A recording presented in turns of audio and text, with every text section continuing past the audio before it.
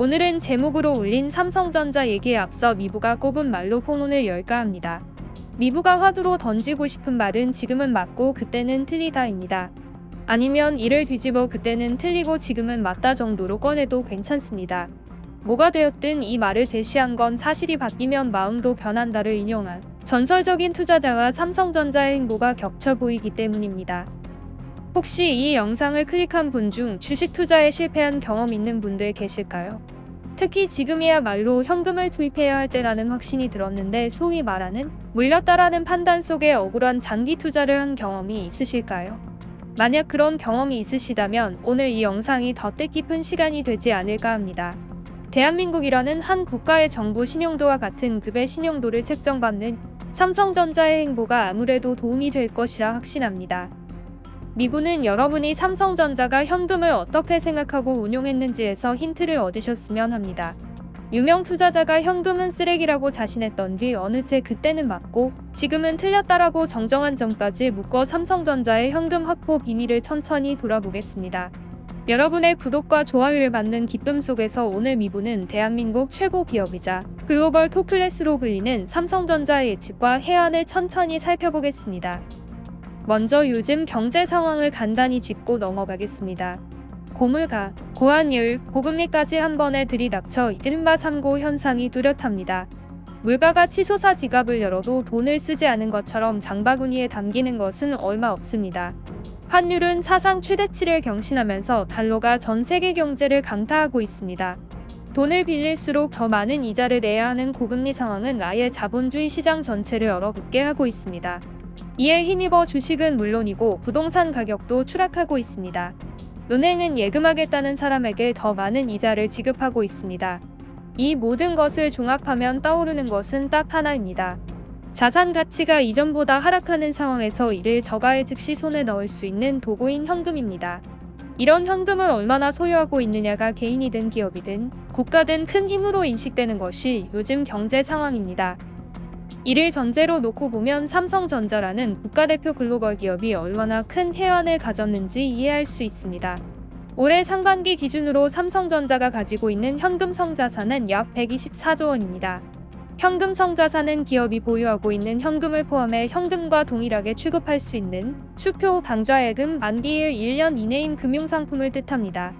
큰 거래 비용 없이 손쉽게 현금으로 바꿀 수 있는 자산까지 모두 포함합니다.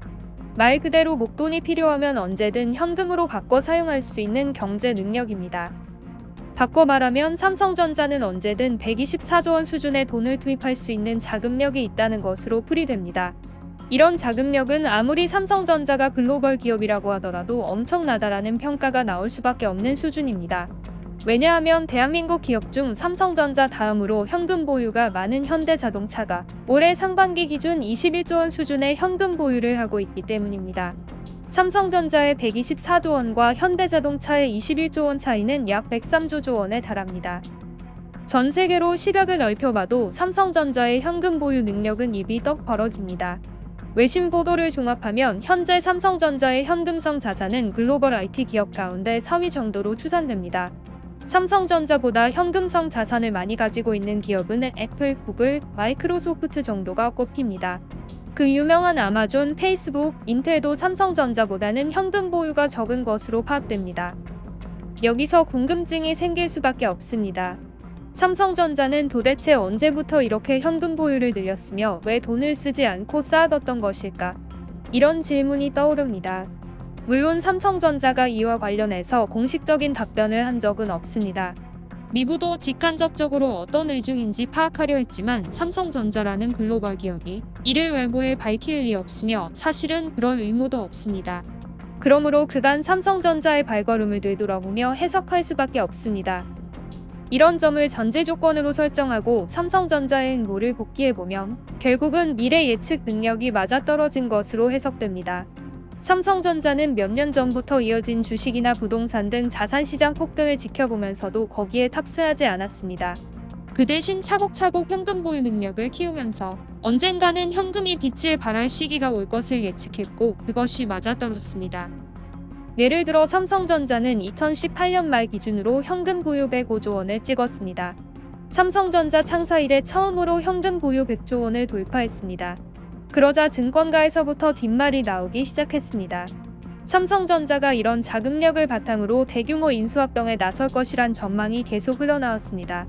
네덜란드 반도체 업체를 비롯해 몇몇 구체적인 글로벌 기업들까지 거론되며 삼성전자가 곧바로 자금을 투입해 이들 기업을 인수할 것이란 구체적인 시기까지 소문이 무성했습니다.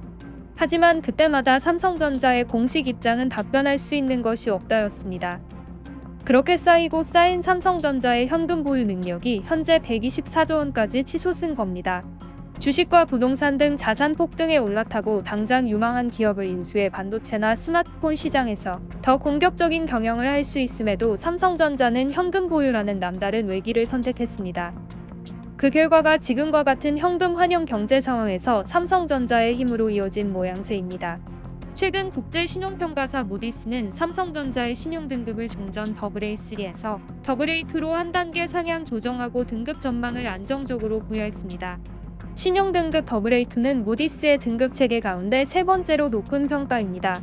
특히 삼성전자가 이번에 받은 신용등급은 대한민국 정부와 같은 수준입니다. 무디스가 삼성전자를 이렇게 대한민국 정부 수준으로 평가한 건 역시 현금 능력 때문입니다. 무디스는 삼성전자에 대해 2022년까지는 잉여현금 흐름이 다소 감소할 수도 있지만 2023년이나 2024년에는 상당한 수준의 현금 흐름이 창출될 것이라며 이미 보유 현금 수준도 높아 재무적 융통성이 높다고 설명했습니다. 최근 소프트뱅크의 손정혜 회장이 삼성전자를 찾자 전 세계가 삼성전자의 특정 기업 인수가 임박했다고 추측한 것도 이러한 현금 보유 능력 때문입니다. 미부가 자꾸 삼성전자의 현금 능력이 124조 원이라고 말해서 언뜻 체감이 안 될 수도 있는 분을 위해 설명하자면 미국 반도체 기업 AMD가 경쟁사인 자일링스를 인수한 금액이 우리 돈으로 42조 원 수준입니다. 미국 인텔이 이스라엘 반도체 파운드리 기업 타워 세미컨덕터를 인수한 금액도 약 7조 원입니다. 한국 기업인 SK하이닉스가 인텔의 낸드 사업을 인수한 금액도 약 10조 원입니다. 이런 거래들도 대형 거래로 분류되는 마당에 삼성전자의 124조 원은 제가 지금 말씀드린 3건의 인수합병을 혼자서 모두 추진해 59조 원을 쓰고서도 65조 원이란 돈이 남는 규모입니다. 심지어 경제계에서는 삼성전자가 차입금까지 포함하며 인수합병에 쓸 수 있는 돈이 200조 원에 달한다고 평가하고 있습니다. 이렇게 되면 전 세계 시장을 들었다 놨다 할 수 있는 인수합병을 혼자 몇 차례나 진행할 수 있는 현금 능력을 삼성전자는 갖고 있습니다. 상황이 이러니 미국이 중국과 경쟁하며 자국 내에 더 많은 기업을 유치하려 할 때마다 삼성전자 이름은 빠지지 않습니다. 삼성전자가 미국 내에 더 많은 생산시설 등을 지어달라는 미국 정부의 공식 요청입니다. 비를 이어 반도체, 스마트폰, 가전 등등의 인수합병을 노리는 기업들 역시 어떻게든 삼성전자가 자신들을 고려하고 있다는 기사 한 줄이라도 나가면 내심 환호하고 있다는 얘기도 들립니다. 그만큼 삼성전자의 현금 보유는 절대 갑이라는 위치까지 올랐습니다. 최근 전 세계 주요 기업들이 자금 확보에 열을 올리고 있는 반면에 삼성전자는 갑의 위치에서 쌓아둔 현금을 얼마나 더 효율적으로 쓸 것인지 고민하고 있다는 소문도 파다합니다. 이렇게 되면 인수합병에 나서려는 삼성전자와 기업을 시장에 팔려는 이들의 협상 자체는 삼성전자에 유리할 수밖에 없습니다. 아파트 값이 떨어질 때는 사려는 사람보다 파려는 사람이 급해 값을 기존보다 깎을 수밖에 없으며 주식 시장이 폭락일 때에는 저가 매수가 더 손쉬운 것과 같은 이치입니다. 실제로 2020년 코로나19 확산 이후 세계 각국은 엄청난 돈을 풀었고 그를 통한 거품이 발생하자 최근 긴축에 돌입했습니다. 대부분 국가가 금리 인상에 돌입했고 우크라이나 전쟁까지 더해져 물가 상승이라는 인플레이션은 잡히지 않는 들쥐처럼 이리저리 도망 다니고 있습니다. 그 가운데 글로벌 금융시장은 산꼭대기에서 양호를 외치고 내려가는 등산객처럼 내리막을 걷고 있으며 이럴수록 더 손에 현금 많은 기업의 선택지가 많아지는 상황으로 치닫고 있습니다. 그래서인지 전 세계 주요 투자기관의 현금 비중은 2001년 이후 가장 높은 수준으로 치솟았다는 분석까지 나오고 있는데 삼성전자는 이미 준비를 마친 상태입니다.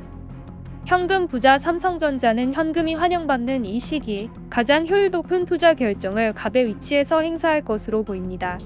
이미 2020년 컨퍼런스 콜에서 삼성전자는 3년 이내에 의미 있는 인수합병을 할 것이라고 투자 의지를 내비쳤습니다. 올해 초에도 밖에서 보는 것보다 빠르게 움직이고 있다며 조만간 좋은 결과가 있을 것이라고 귀띔했습니다.